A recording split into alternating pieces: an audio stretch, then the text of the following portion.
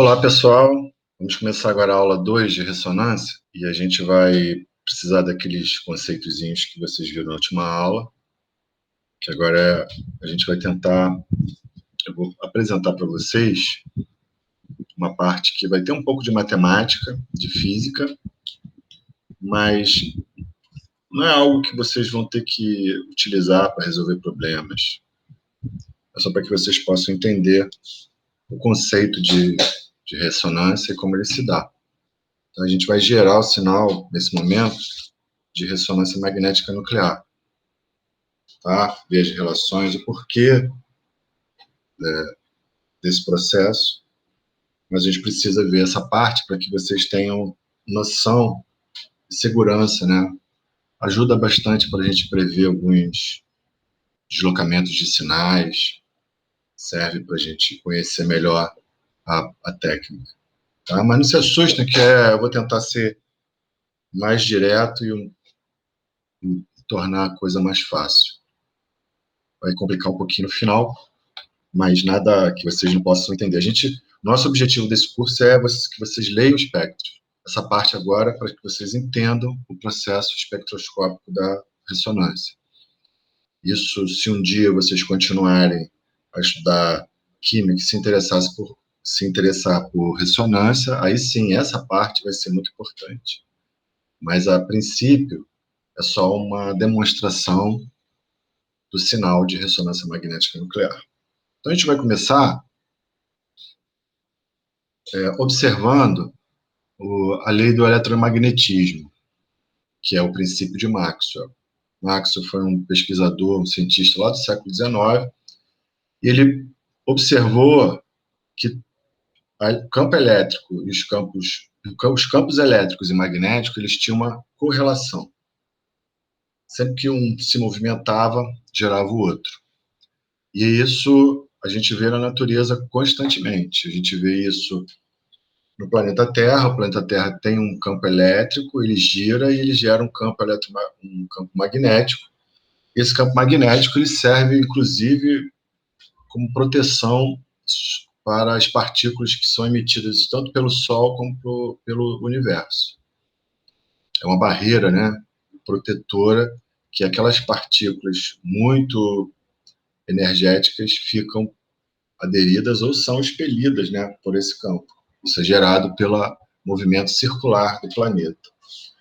Outro exemplo que a gente vê são as bombas comuns, né, que a gente utiliza para movimentar água de um nível mais baixo para um nível mais alto. As bombas, elas possuem bobinas, né, em que a eletricidade gira bastante com a velocidade quântica, relativística, inclusive, e elas geram um campo magnético. Esse campo magnético, ele movimenta o induzido, que também é uma bobina. E aí sente, né, esse campo. E aí ele gira um eixo, e esse eixo faz com que a água de um nível mais baixo atinja um nível mais alto. Então, na realidade, numa bomba, a gente transforma o campo elétrico em campo magnético e ele faz esse eixo, esse induzido, girar e movimentar a água. Então, são exemplos. Existem outros milhões de exemplos que a gente conhece, utilizando o princípio de Maxwell. Então, nada mais é do que a gente vai ver nessa parte, que os nossos eletrozinhos, os nossos núcleos, eles têm um campo elétrico, né? O núcleo tem um campo positivo e o elétron um campo negativo. Eles estão em movimento, e se eles estão em movimento circular, se eles têm spin meio, eles vão gerar um campo magnético. E é isso que interessa, né, para a gente na análise do RMN. Aqui eu coloquei três exemplos, né? O núcleo um próton girando, e aí ele gera o campo magnético. Está vendo B aqui? Gera o campo magnético. A mesma coisa que uma corrente circular, que eu falei da bobina. Se ela gira, ela vai gerar um campo magnético, e aí essas linhas de força. E a mesma coisa o ímã. Né? Um ímã, a gente já conhece, vocês acho que já brincaram com o ímã. Ele tem uma característica, né, ferromagnético, e aí ele gira, ele gera um campo magnético, e esse campo magnético gera essas linhas de força do campo magnético. Então, isso é comum na natureza, e a gente vai observar especificamente esse exemplo aqui, ó, tá? A gente vai tentar deduzir a fórmula do RMN a partir desse exemplo da corrente elétrica. Então, vamos imaginar que a gente tenha uma corrente elétrica, tá? Então, a gente está falando aqui de um elétron, e aí o que eu vou fazer? Como é corrente elétrica, eu vou deduzir tudo, toda essa dedução vai ser em cima do elétron. Por quê? Porque o elétron, ele tem spin idêntico ao próton. Então, toda essa dedução vai ser em cima do elétron. A única coisa que a gente vai ter que fazer no final é inverter a polaridade, porque o próton é uma carga positiva. Mas isso vai ficar indiferente. Tá? Então, a gente vai utilizar o modelo do elétron para explicar a característica do próton. Não se preocupe, que isso é comum e isso vai dar tudo certo, tá bom? Então, vamos imaginar a corrente elétrica, que é um elétron em movimento. Então, ele tem magnitude da carga e uma velocidade angular.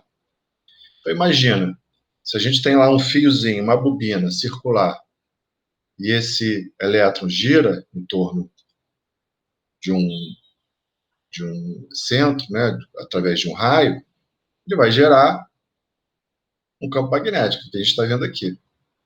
Então, a gente vai ter um círculo, uma circunferência. Então, se a gente tem um elétron girando numa circunferência, a gente vai ter uma velocidade angular. Velocidade angular, a gente já viu lá atrás, que gera um momento angular. O momento angular é a resposta desse movimento, sabe? É muito fácil também de observar isso na natureza. Às vezes a gente está caminhando na rua, está no carro, ou então observa, não sei se vocês já conseguiram observar isso, mas às vezes a gente tem, assim, a gente observa um caminhão e ele tem, às vezes, os caminhões vazios, as rodas traseiras, eles ficam suspensas. E a gente observa que no momento que o caminhão começa a andar, aquela roda que está suspensa, porque o caminhão está leve, ela começa a rodar também. Na realidade, o que está acontecendo ali? Que fenômeno é esse? A roda não tocou no chão, ela está suspensa, ela está no ar, mas ela está rodando. Na realidade, todo o movimento circular que é gerado no motor do caminhão é transferido para essa roda. E como é que há essa transferência de movimento do motor para a roda? Essa roda que está suspensa, que não tem nenhuma ligação com o eixo do motor, ela é só uma sustentação quando tem um caminhão bem pesado. É justamente esse fenômeno de momento angular. Esse momento angular, ele é o resultado do movimento, né, do motor, e ele se propaga por toda aquela massa. Então, na realidade, apesar do caminhão não estar rodando, né, ele tem uma consequência rotacional produzida pelo motor, e aí faz com que aquela roda suspensa gire. Ok? Então, é mais ou menos isso. Então, momento linear, né, momento angular, tudo esses movimentos, esse momento, todo movimento que existe de uma massa, ele vai gerar essa consequência natural que são chamados de momento. Então, se você empurra alguma coisa, a tendência é que ele continue caminhando, desde que não haja de resistência. Então, a tendência é que haja esse movimento. Então, a gente observa isso nos caminhões. Se não viram, existem outros exemplos e aí dá para pesquisar na internet. Mas isso é muito, muito legal. Então, vamos imaginar essa corrente elétrica. E corrente elétrica em movimento circular, ela é definida pela física por essa formuleta aqui. Corrente, se um elétron está em movimento circular sob uma circunferência, então, ó, se o elétron está em movimento circular, ele gera uma corrente. Então, essa aqui é a solução para essa equação. Então, a corrente elétrica é derivada, é uma consequência do movimento circular de um elétron.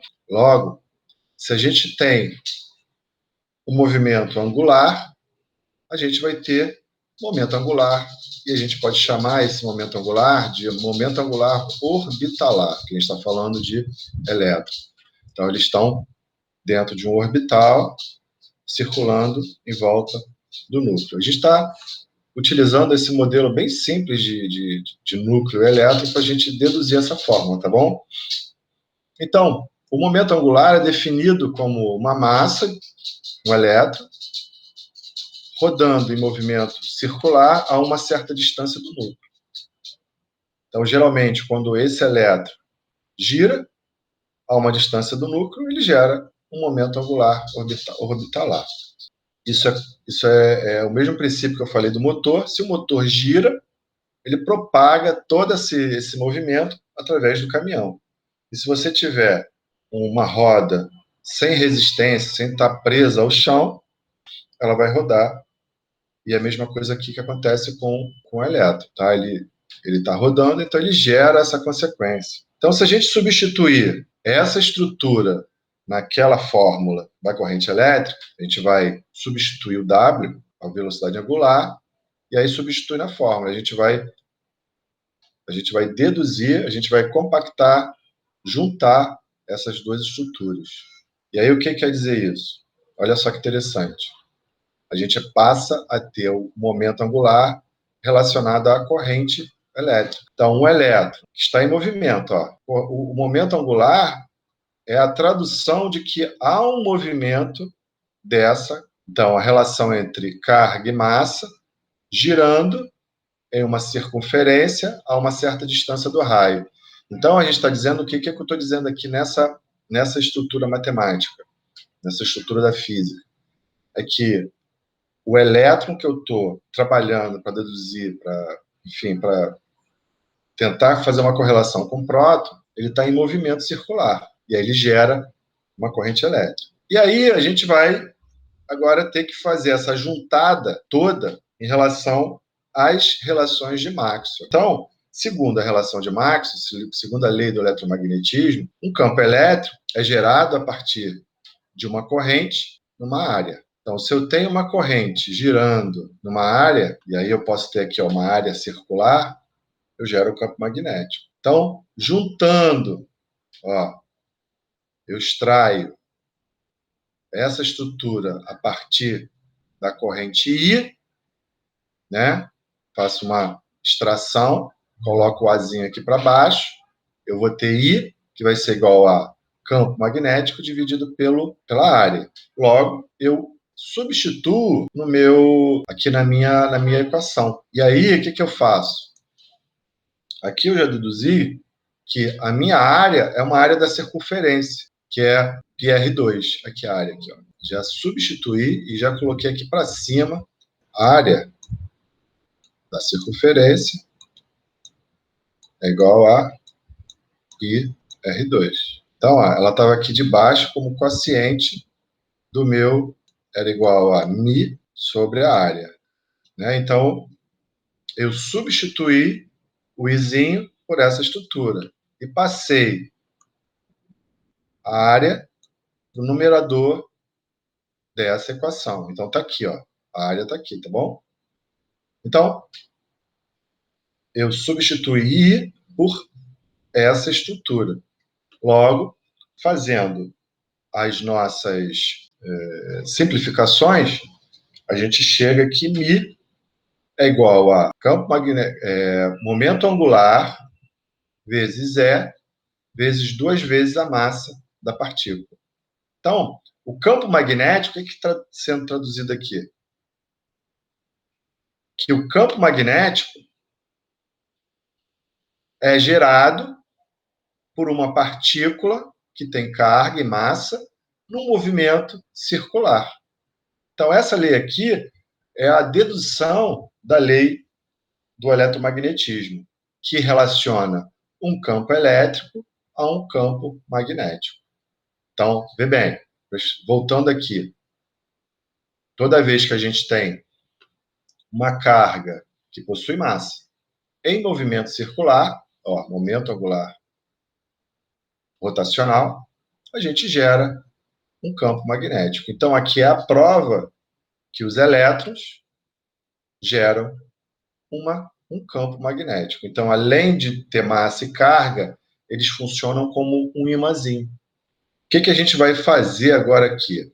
Como isso aqui é uma carga e aqui é a massa dessa carga, a gente vai extrapolar isso para a massa do próton. Então, eu deduzi toda essa formulação, essa formuleta aqui em função do elétron, mas como o elétron tem o mesmo spin do próton, eu posso transformar e transportar toda essa ideia de corrente, campo elétrico e campo magnético para o próton.